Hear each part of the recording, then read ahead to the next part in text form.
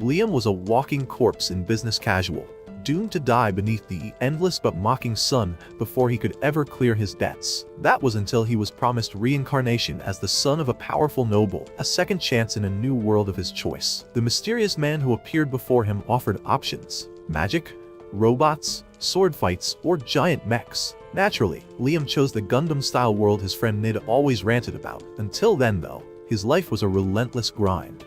For nearly 10 years, Liam hadn't had a proper night's sleep, kept alive purely through spite, caffeine, and an unbreakable refusal to die before finishing his next miserable work shift. Every day, he endured incompetent bosses who screamed at him for problems he didn't even know existed. After another exhausting day of pointless blame, Liam dragged himself home, only to be greeted by M, who quickly filled him in on the latest development. Konami, their daughter, had spent the day begging for a dog after falling in love with a Shiba Inu at her friend's house. Half dead, but still emotionally functional, Liam hesitated, but when he peeked into Konami's room and saw her snuggled under her blanket clutching a plushie like an angel, his last brain cell made an executive decision. The next day, he took her to the pet store. She lit up like a Christmas tree on steroids, and though M was surprised he agreed, considering he was already working himself into an early grave, Liam didn't care anymore. He had entered tired but compliant dad mode, and if keeping his wife and daughter happy was what it took, then he believed he could survive anything. Unfortunately,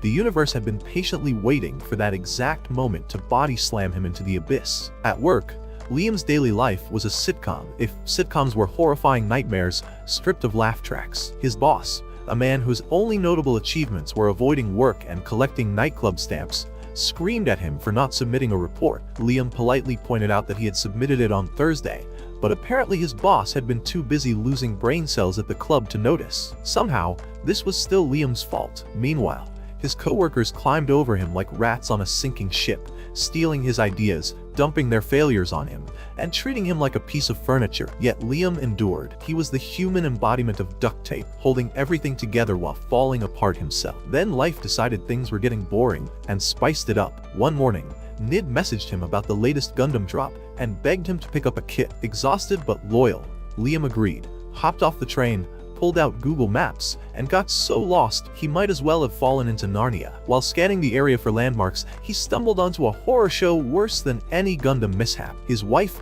M, was on a date with another man in broad daylight, looking far too cozy. Liam blinked hard, wondering if it was just hallucinations from sleep deprivation. Maybe the guy was her cousin. Later that evening, M greeted him like nothing had happened, even lying straight to his face, claiming she had spent the day being Mother Teresa at Konami's sword practice. Liam almost confronted her, but, like an Olympic gold medalist in denial, swallowed it down. Surely he was mistaken. Surely M would never cheat. To clear his head, Liam revisited the scene of the crime. Smart idea? Wrong. Not only was M back at the same spot, but this time Liam overheard her giggling on the phone with the same man. And Konami was there too. Liam's heart nearly stopped when Konami called the man Papa. He could feel his soul trying to eject itself from his body. Still clinging to desperate hope, he rationalized that maybe they were role-playing. Maybe this was a bizarre take your daughter to work day. Or maybe his life had become one long practical joke hosted by hidden cameras. But things only spiraled further at work. His computer froze, and his boss screamed at him for taking too long to log back in. When Liam explained that the machine couldn't go into standby because of security issues, the boss screamed louder, suggesting he just skip his breaks altogether. Human rights? Never heard of them. Right in the middle of this, M called with more wonderful news. Konami was in the hospital. Liam raced there like a man possessed, only to learn she was in surgery and needed a blood transfusion. The doctor asked for the parents' blood types. Liam said AB positive, M said O negative. The doctor nodded and chose M to donate because Konami was also O negative. Cue existential crisis. Liam, ever the scholar, quickly pulled up blood type inheritance on his phone and discovered the truth. There was no way an AB father and O mother could produce an O child. It was like trying to make lemonade out of steak and sadness. He finally confronted M, growing a spine after years of silent suffering. But she pulled out the ultimate reverse card. Gaslighting him so hard, the hospital lights flickered. She accused him of being the bad guy. How dare he question her when he was never around? Never mind that he was working himself into the dirt to keep a roof over their heads. M declared the marriage over. She was taking Konami, who wasn't even his biological daughter, and leaving. Konami, the little traitor, chirped that she liked her other papa better anyway. Broken, Liam stumbled back to work, where things somehow got worse. He was accused of embezzling 50 million yen from his own company, using his own computer, with evidence so blatant it might as well have come with a neon sign flashing, "Guilty." He was fired immediately. Then M sued him for child support, for a child that wasn't even biologically his. Unable to pay, Liam was forced into construction work, doomed to die beneath the endless but mocking sun before he could ever clear his debts. One day, when he coughed blood into his rice ball during lunch break, he knew it was the beginning of the end. That night, lying alone in his sad little room, Liam saw a light, not the warm fuzzy kind, but the ominous, "You're about to die, but here's a plot twist" kind. A mysterious, stylish, suspiciously cheerful man appeared before him and revealed the truth. Liam's boss was the real embezzler. M had been cheating with said boss, and together they had been plotting all along. To them, Liam was just a human ATM, a doormat to trample on. The man asked him, "So, are you just going to die like a chump?" Something inside Liam snapped. No, he would not die like a chump. He vowed vengeance with the force of 1,000 protagonists. The man, thoroughly entertained, offered him reincarnation, magic, robots, sword fights, giant mechs. Pick one. Liam chose the Gundam-style world Nid always ranted about. The mysterious man kept his promise, reincarnating Liam as the son of a powerful noble, no less than a count. Fast forward 5 years to planet Hydra, where baby Liam was living large. On his birthday, his parents threw a huge party, complete with presents. First came a build-your-own-made kit, complete with customization options and blurred-out parts, because nothing says happy childhood like questionable robot maids. Next, his father handed him a contract. Sign this, and he'd inherit the entire estate. Starry-eyed and drunk on the promise of power, Liam grabbed the pen without reading the fine print, unknowingly signing away his soul, lunch money, and probably his future kids. His parents packed their bags for early retirement, sipping margaritas on the family fortune, while Liam stood there grinning ear to ear like the world's happiest idiot. He was officially a count now, and definitely, absolutely, 100% not about to get scammed again. From that moment, Liam made one thing clear. If anyone even thought about messing with him, he would make sure they regretted it permanently. And twisted as it sounded, he was genuinely grateful. Grateful to the strange man who had given him a second chance. Because right after Liam's soul was transported safely to the new world,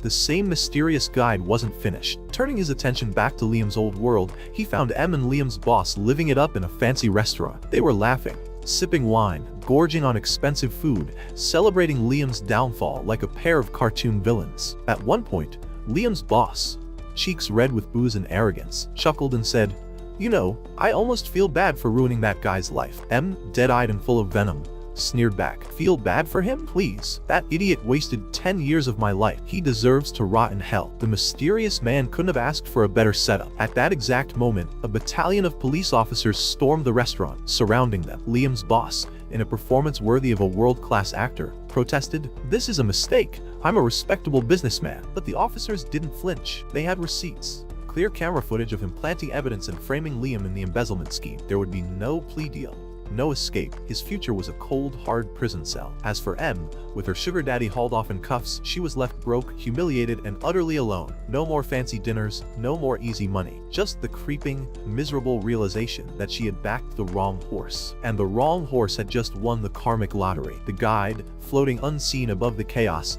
soaked up the despair like it was fine wine. He smiled. Mission accomplished. Now the final piece. He turned his gaze back toward Liam. It was time to fully transport Liam's soul to the new world. But this wasn't some fairy tale reincarnation.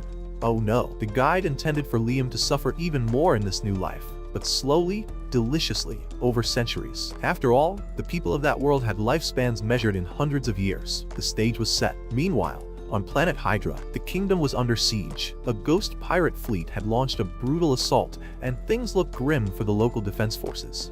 The pirate captain was practically salivating, certain that victory was only minutes away. Then, boom, suddenly his men began blowing up, literally, as if some invisible hand was plucking them off the battlefield one by one. Through the smoke and chaos, the pirate captain spotted her, a lone figure floating menacingly above the battlefield. It was Christiana, first princess of the Holy Kingdom of Lei, clad in armor that shimmered like a blade under sunlight, an extraordinary fighter, a legend in her own right. Christiana's presence instantly shifted the tide of battle. With her leading the counterattack, the pirates were slaughtered without mercy, their dreams of victory crumbling into dust. Even as the surviving pirates tried to flee, Christiana coldly ordered her soldiers to pursue them, determined to make an example of these fools. Back to Liam. Far away from the blood and smoke of battle, Liam was living through a much smaller but still life-changing moment. He had just received his aid, a special gift from his parents for his birthday. It arrived in an elegant, doll-sized package.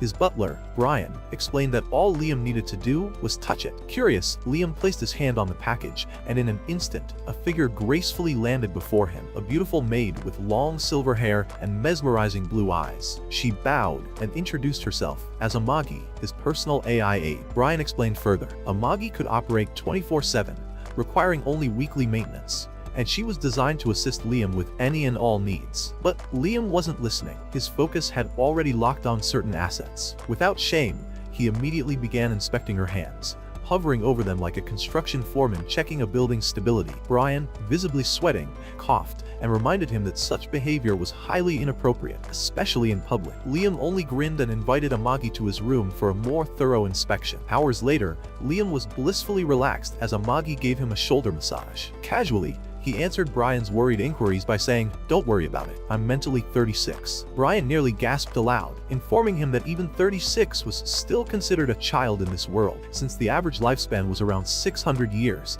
and true adulthood didn't begin until at least 100. Liam was stunned, but he quickly realized this was amazing news. More years meant more time to live however he wanted, and more importantly, more time to surround himself with trustworthy allies, like Amagi. But then came the bombshell. After being ordered to tell the truth, Brian revealed that Liam's parents had abandoned him. They had dumped all the crushing debts of the Banfield family onto Liam's tiny 5-year-old shoulders and run for the hills to avoid responsibility. Apparently, Liam's great-grandfather, Alistair, had built the Banfield name into something respectable, but Liam's father, a man with the intelligence of a wet sponge, had squandered everything. The family's industries had collapsed, their frontier territories were barren, tax revenue had dried up, and the family owed a mountain of debt. In short, Liam was royally screwed. Meanwhile, in the local bar, the citizens of Hydra gossiped about their new lord, a mere 5-year-old boy. One man grumbled, recalling how the last lord had bled them dry with taxes, but still, they hoped, perhaps foolishly,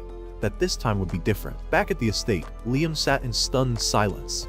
His parents had a child just to dump the debt onto him. Again, he had been used, abused, and abandoned, just like in his previous life. But not this time. This time, he swore he would change everything. Liam asked Amagi to join him in forging a better future, and she eagerly agreed, thrilled to finally have a true purpose. For the first time, Liam felt like he had someone he could truly trust. Wanting to secure that trust, he created safeguards. The 3 laws of Amagi, Banfield edition.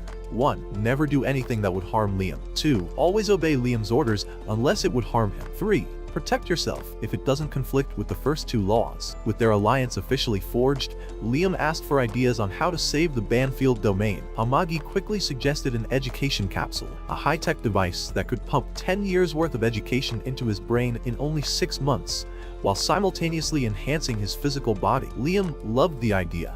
But there was a problem. Who would manage the domain while he was asleep? The simple solution was to grant temporary authority to Amagi. Brian protested furiously.